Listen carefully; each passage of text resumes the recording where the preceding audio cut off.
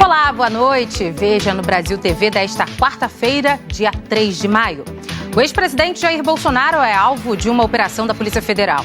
Ele é investigado num esquema de suspeita de fraude para adulterar a carteira de vacinação contra a Covid no sistema do Ministério da Saúde. Polícia troca tiros e persegue bandidos numa avenida movimentada de Belo Horizonte. 3 pessoas foram presas. Secretaria de Saúde do Distrito Federal joga no lixo mais de 130 mil doses da vacina contra a Covid. E ainda, a falta de limpeza transforma 2 cemitérios de Olinda em criadouros do mosquito da dengue. Vem com a gente, Brasil TV está no ar.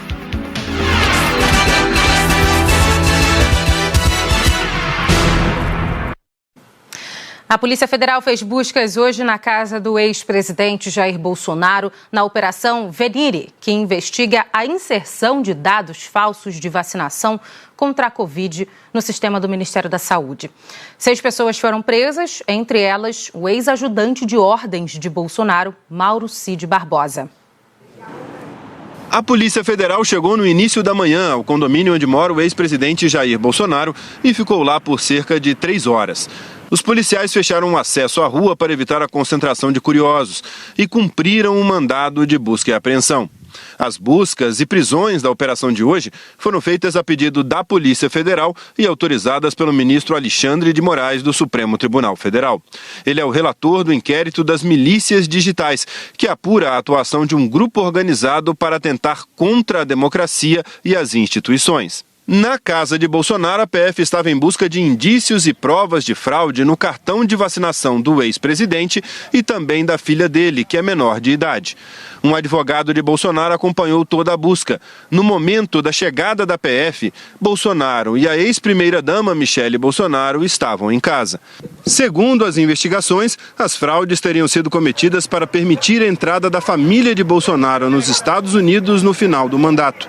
Segundo a TV Globo apurou, no dia 21 de dezembro do ano passado, foram inseridas por João Carlos de Souza Brecha, secretário municipal de governo de Duque de Caxias, no sistema do Ministério da Saúde, informações falsas de que Bolsonaro tomou 2 doses da vacina contra a Covid em Duque de Caxias em agosto e outubro do ano passado. 6 dias depois, as informações foram excluídas. Bolsonaro embarcou para os Estados Unidos no dia 30 de dezembro. O país exige comprovante de vacinação contra a Covid para viajantes. Não se sabe ainda se ele apresentou ou não alguma comprovação de vacina. Depois que a PF saiu, o ex-presidente falou com a imprensa. Eu tomei vacina. Nunca me foi pedido cartão de vacina no lugar do... Então o senhor não adulterou o cartão? Não existe adulteração da minha parte, não existe. Eu não tomei a vacina, foi viral. Bolsonaro teve o celular apreendido pelos policiais. Meu telefone não tem senha. Deixa bem claro, não tenho nada a esconder sobre nada, não é cartão apenas. A investigação começou após pedidos de acesso à informação ao cartão de vacinação de Bolsonaro. Ao buscar o dado, a Controladoria Geral da União identificou uma possível adulteração do cartão, com o registro de uma vacina aplicada em junho de 2021. Bolsonaro sempre negou ter sido vacinado contra a Covid. A inconsistência nos dados passou a ser investigada pela Polícia Federal e ajudou a embasar a operação de hoje. A PF chegou aos indícios de adulteração a partir de quebras de sigilo de Mauro Cid. Os dados depois foram cruzados com informações do sistema do SUS. Durante a investigação, a polícia descobriu que o tenente-coronel da Ativa, Mauro Cid Barbosa, ex-ajudante de ordens de Bolsonaro, acionou um subordinado, o sargento Luiz Marcos dos Reis, para conseguir um comprovante de vacinação contra a Covid falso para ele, a mulher e as filhas. O sargento Luiz Marcos dos Reis pediu que um sobrinho, Farley Vinícius Alcântara, que é médico em Goiás, conseguisse os cartões de vacinação. Eles iam viajar aos Estados Unidos, mas não foi possível inserir a informação no sistema do Ministério da Saúde, porque o grupo indicou um lote de vacina que não foi distribuído para Goiás. Diante da inconsistência da informação, segundo os investigadores, Mauro Cid acionou um segundo contato, Marcelo Moraes Siciliano, ex-vereador do Rio de Janeiro do Progressistas, para conseguir incluir a informação de que a família tomou as 2 doses no sistema da rede pública de saúde. O médico Farley Alcântara, Marcelo Siciliano e outras 14 pessoas foram alvos de busca e apreensão na operação de hoje. Entre elas está o deputado federal Gutenberg Reis, do MDB do Rio de Janeiro. O deputado disse à TV Globo que tomou todas as doses da vacina que aparecem no sistema do Ministério da Saúde, o Conect SUS. 6 pessoas foram presas, entre elas o tenente-coronel da ativa Mauro César Barbosa Cid, homem de confiança do ex-presidente. Ele também é alvo da PF no inquérito que apura tentativas do governo Bolsonaro de entrar no Brasil com as joias milionárias dadas pelo governo da Arábia Saudita sem declarar à Receita Federal.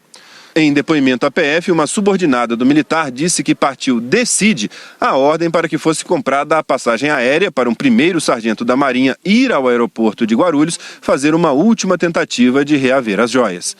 Também foram presos 2 seguranças do ex-presidente, Max Guilherme Machado de Moura, que trabalha com Bolsonaro há quase 10 anos, e Sérgio Cordeiro. Era na casa dele que o ex-presidente fazia as lives durante a última campanha. E também João Carlos de Souza Brecha, secretário municipal de governo de Duque de Caxias, que, segundo a PF, inseriu as informações falsas da vacinação de Bolsonaro. Ailton Gonçalves Moraes Barros, candidato a deputado estadual pelo PL do Rio de Janeiro no ano passado, e Luiz Marcos dos Reis, sargento do Exército, ex-integrante da equipe de Mauro Cid. O depoimento de Bolsonaro estava marcado para hoje, 10 horas da manhã, mas ele se recusou a comparecer. A defesa pediu que o depoimento seja remarcado. A PF não pediu a prisão do ex-presidente, mas ele, assim como outros investigados, pode responder por infração de medida sanitária, associação criminosa, inserção de dados falsos em sistema de informação e corrupção de menores. Em nota, o Ministério da Saúde informou que colabora com as investigações e que todas as informações inseridas no sistema sobre vacinas são rastreáveis. O ex-vereador do Rio, Marcelo Moraes Siciliano, disse que está à disposição para dar esclarecimentos. A defesa de Mauro Cid e da esposa dele não quis se manifestar. Nós não conseguimos contato com os outros citados na reportagem. A cobertura completa, os depoimentos dos presos e a repercussão dessa operação daqui a pouco no Jornal Nacional. A gente fala agora de outra operação que investiga um esquema de rachadinha no governo do Distrito Federal. A polícia cumpriu hoje 8 mandados de busca e apreensão. Nesses malotes, documentos, celulares e mídias que podem ajudar no aprofundamento da investigação. O material foi recolhido em 8 endereços do Plano Piloto, de Santa Maria e do Recanto das Emas, nas casas de suspeitos, órgãos públicos e numa empresa. Num dos locais, os policiais apreenderam quase R$30 mil em dinheiro vivo. A Delegacia de Repressão à Corrupção começou a investigação no fim do ano passado, com o apoio da Promotoria de Defesa do Patrimônio Público. Segundo os investigadores, o principal suspeito é Celso Francisco de Assis. Em maio de 2019, ele foi contratado como assessor especial do gabinete da vice-governadoria do DF. Desde outubro do ano passado, é assessor na Secretaria Executiva das Cidades. Segundo a polícia, Celso é próximo de políticos, trabalhou em campanhas eleitorais e tinha o poder de indicar pessoas não concursadas para ocupar cargos comissionados. Em troca... A gente apurou aqui, inclusive através de quebra de sigilo bancário, que pelo menos desde o meio de 2020, recorrentemente, algumas dessas pessoas indicadas devolvem parte do salário para o investigado. E sempre a mesma quantia? Sempre o mesmo percentual. As investigações apontam que pelo menos 8 pessoas foram indicadas pelo assessor especial e repassavam parte dos salários para ele. De acordo com a apuração, os comissionados não cumpriam a jornada de trabalho. Aliás, alguns iam apenas para assinar a folha de ponto. Essa prática seria feita pelo próprio assessor e por 2 indicados dele, o filho e a empregada doméstica. De acordo com os investigadores, é o que está claro num telefonema interceptado com autorização da Justiça. Celso de Assis conversa com uma mulher. Ela falou, dá o nome aí da pessoa para ser nomeada. E já saiu hoje. Ela pediu o nome da pessoa. Ah, tu deu de quem? Não, eu dei da minha funcionária de casa. Ah, tá. Entendeu? E já saiu hoje, você acredita? Saiu hoje já. Em outra chamada, o assessor conversa com um homem que chama de Robson. Surgiu a oportunidade lá da nomeação, no caso, então, você vai, não é isso, Robson? Vou, ué. É, porque é pra gente ganhar um dinheiro, cara. Lá vai ser 5 contas, 3 seu, 2 mil, moço. Entendeu? Limpinho na conta, entendeu? O cara que eu quero colocar é você. Eu quero colocar é você, entendeu? Aí você vai escolher se eu coloco aquela menina Uma das duas. Tu quer que eu coloque quem? Eu prefiro que você coloque a mulher do meu irmão, que tá precisando mais. Eles também comentam sobre a jornada de trabalho. Mas eu ia todo dia. Aí eu vi que o pessoal tava... Aí hoje é só 3 vezes por semana, né? Quem vai? Quem vai? Quem vai? Eu só vou isso mesmo. Só foi só e mais nada. Encheu aí na cara de pau. Ainda segundo a investigação, para disfarçar o suposto recebimento de parte dos salários dos indicados, o assessor do GDF recebia o dinheiro na conta de uma ótica. As indicações apontaram que ele, de fato, era o proprietário da empresa e estava em nome de terceiros. Estão sendo investigados os crimes de concussão, que é quando o funcionário público usa o cargo em benefício próprio, estelionato contra a administração pública e lavagem de bens e dinheiro. Juntas, as penas chegam a 27 anos de prisão. Agora, a polícia vai investigar se alguma autoridade estaria envolvida.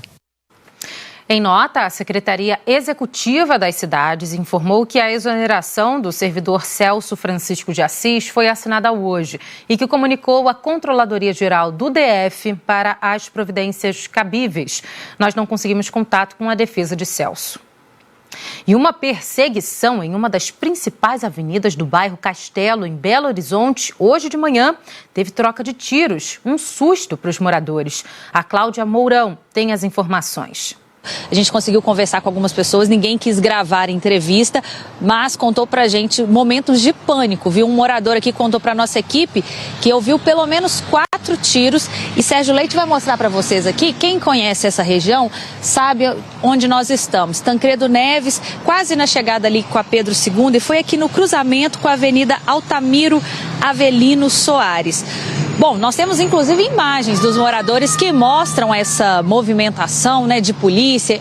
Quando nós chegamos aqui, a gente viu pelo menos umas 4 viaturas rondando a região. Nesse lugar onde nós estamos, havia vários policiais, mas quando a gente chegou, nós encontramos, além dos policiais, além de muitas viaturas, 2 vans brancas, que nós conseguimos apurar que lá dentro tinha carga de cigarro, e uma dessas vans com sinais de tiro, e um carro de passeios prata.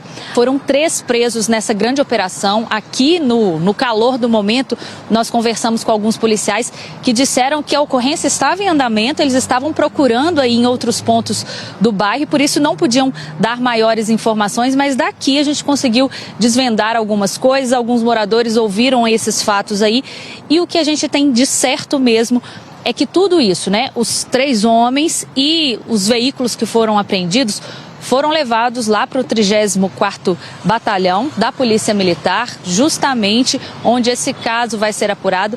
Conseguimos, né, prender 3 autores, recuperar a carga, apreender 2 simulacros de arma de fogo, 2 veículos clonados, sendo um veículo de passeio e o outro uma van, que era utilizada, né, clonada. Bloqueador de sinal de GPS e celular, além de outros objetos aí utilizados na prática de crime. 7 policiais militares do Paraná foram afastados depois da morte de um rapaz de 19 anos, baleado ao cruzar com uma perseguição da polícia em Foz do Iguaçu. A Polícia Civil abriu um inquérito para investigar o caso e disse que está analisando imagens de câmeras de segurança e ouvindo testemunhas. A PM também instaurou um inquérito policial militar. Os 7 PMs devem permanecer afastados até o final dessa investigação. O prazo é de até 60 dias. Ismael Flores, de 19 anos, foi morto pela polícia na noite da última quinta-feira. Segundo a família, ele ia a pé da casa da mãe até a casa onde morava com um companheiro quando cruzou com uma perseguição a suspeitos de um assalto. Uma imagem de câmera de segurança mostra quando um dos fugitivos corre na mesma direção de Ismael. Ele é perseguido pelos policiais. No registro da ocorrência, a PM disse que indivíduos em fuga apontaram armas de fogo em direção aos policiais que revidaram. O comando da PM já reconheceu que Ismael não estava armado. Ele foi atingido por 5 disparos e que o suspeito, que também foi morto, não chegou a atirar contra as equipes. A família de Ismael afirma que ele não teve participação no assalto, não conhecia os bandidos e que foi confundido pela polícia. Em Mato Grosso do Sul, a Polícia Federal prendeu um traficante que enviava drogas do Paraguai para a Europa. O homem conhecido como Fantasma da Fronteira estava foragido da justiça há 8 anos. Olá, a prisão de Caio Bernasconi Braga foi em Ponta Porã, Mato Grosso do Sul, na fronteira do Brasil com o Paraguai. E teve um mega esquema de segurança que envolveu a Polícia Federal e o Exército. Segundo a PF, Caio Bernasconi era responsável por atravessar carregamentos de cocaína do Paraguai e enviar a droga em contêineres de frutas para a Europa.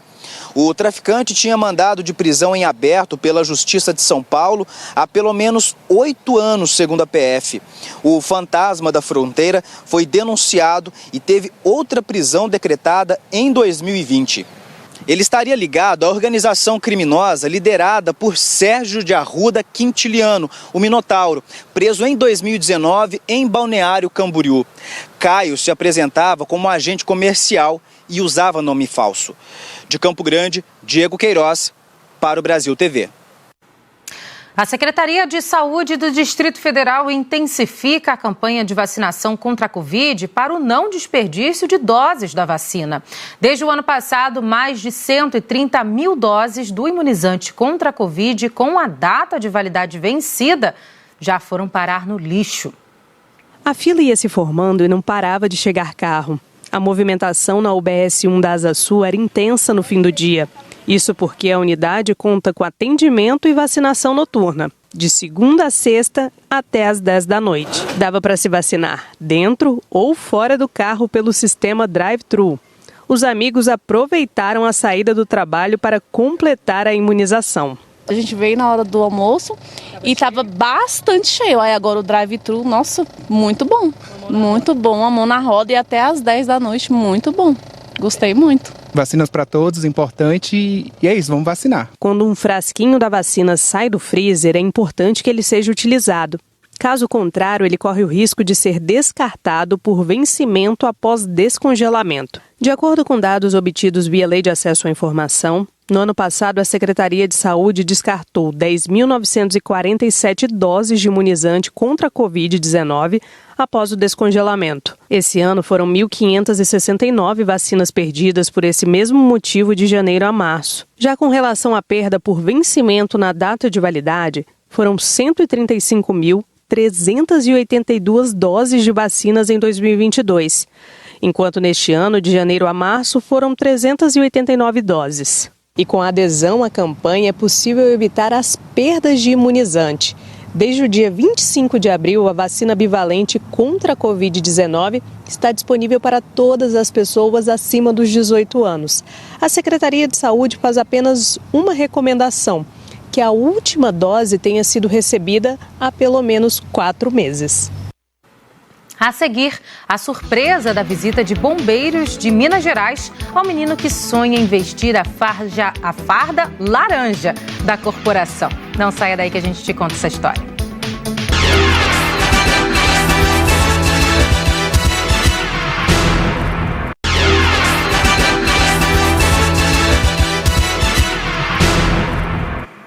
Brasil TV de volta falando da importância com os cuidados para acabar com os focos do mosquito Aedes aegypti, que transmite doenças como dengue, zika e chikungunya.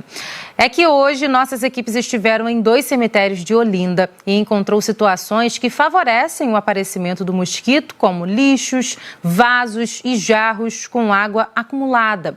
No entorno desses cemitérios vivem 25 mil pessoas. Somente hoje de manhã choveu e parou várias vezes. E o resultado disso, água acumulada dentro deste vaso, colado com cimento neste túmulo. Um trabalhão para tirar a água daí de dentro, porque não dá para virar o jarro. E são muitos vasos que ficam expostos, sem nenhuma cobertura, no cemitério de Águas Compridas, na estrada do Caenga, em Olinda. Essas flores são de plástico, mas no vaso não tem areia dentro, e ele fica preso ao túmulo. É disso que o mosquito que transmite dengue, zika e chikungunya gosta. No cemitério de Nossa Senhora da Conceição, no bairro de Guadalupe, olha só o que sai de dentro deste jarro aí. Tem flores de plástico, galhos, folhas secas e água parada. Sabe-se lá desde quando. Este jarro é um entre tantos jarros que encontramos nos túmulos do cemitério, muitos em situação parecida. Muitos vasos ficam por trás de grades como esta aqui. Essas grades, elas são colocadas, chumbadas, muitas vezes para proteger as placas onde ficam os nomes das pessoas que morreram e também para proteger os objetos, os jarros que enfeitam os túmulos. Mas uma chuva forte com vento, por exemplo, pode fazer com que a água entre nesses jarros. E aqui, somente aqui, existem 2 e eu conto ali mais um castiçal, um porta-velas que está cheio d'água. E fica difícil limpar essa grade aqui, por exemplo, está trancada no cadeado. Em alguns túmulos também encontramos essas panelinhas de barro que as pessoas usam para acender velas. Nessas tem vela derretida e água parada por cima. De acordo com a Prefeitura de Olinda, não se pode retirar os vasos para não descaracterizar as construções. Mas o secretário executivo de Serviços Públicos acredita que o problema de água parada dentro dos recipientes pode ser resolvido de uma outra forma. Isso não impede da gente manter os jarros, porém preenchido de argamassa, por exemplo, evitando o acúmulo de águas. Qual é a frequência que a Vigilância Ambiental faz essas ações de limpeza nos cemitérios? A Vigilância Sanitária mensalmente faz essa visita aos cemitérios. Porém, as questões de limpeza periódica do nosso dia a dia, a capinação, a vegetação, essa limpeza é periódica. E a gente encerra com a história do Caio, um menino mineiro de 8 anos e fã do trabalho dos bombeiros. Hoje ele ganhou uma surpresa do Batalhão de Emergências Ambientais e Resposta a Desastres. Os militares visitaram o garoto em casa, na região da Pampulha, e deram a ele um dia inesquecível. Viaturas a postos, campainha tocando. É o chamado para mais um atendimento do BEMAD, o Batalhão de Emergências Ambientais e Resposta a Desastres. Mas hoje, esses militares foram empenhados em uma operação mais que especial. A missão dessa manhã é bem diferente do dia a dia dos bombeiros. Eles que estão acostumados a situações delicadas e desafiadoras estão mobilizados para retribuir o carinho de um garotinho. No mês passado, o Caio Isaac esteve aqui, viu um pouquinho dessa rotina e fez novos amigos.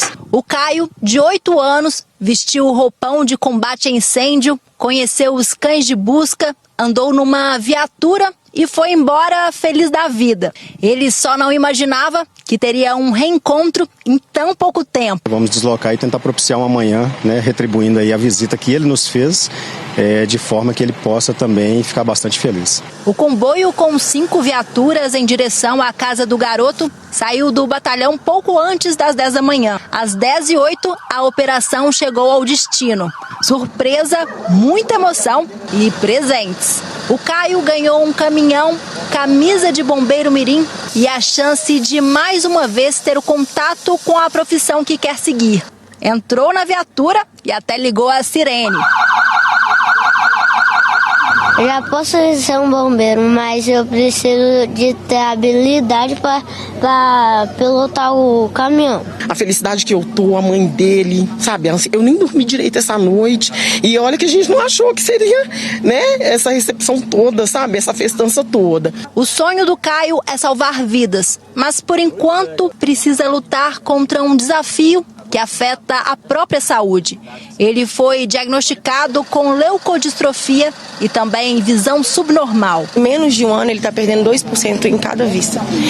Aí o apelo do bombeiro é para a gente ver se a gente consegue um médico específico, que consegue ajudar a gente. Sobre essa doença eu descobri um menino que mora em Curitiba, que está sendo tratado aqui, que eu consegui contato com a mãe, que conseguiu já o transplante e foi bem radical para eles também. Para cada um dos 14 bombeiros que participaram da operação de visita à casa do Caio, sensação de dever cumprido e motivação recarregada para seguir para as próximas missões. Esse tipo de atitude vem engrandecer aí e dar esperanças não só para o Caio, mas levantar a nossa esperança também para dar continuidade aos nossos trabalhos de busca e salvamento. Eu me imagino no lugar dessa mãe, né, até mesmo dessa avó que ajuda na criação dele, né, e é muito satisfatório ver um sonho nosso, né, do nosso filho sendo realizado. Então, assim, com certeza, né, foi muito emocionante para eles e foi muito emocionante para a gente também.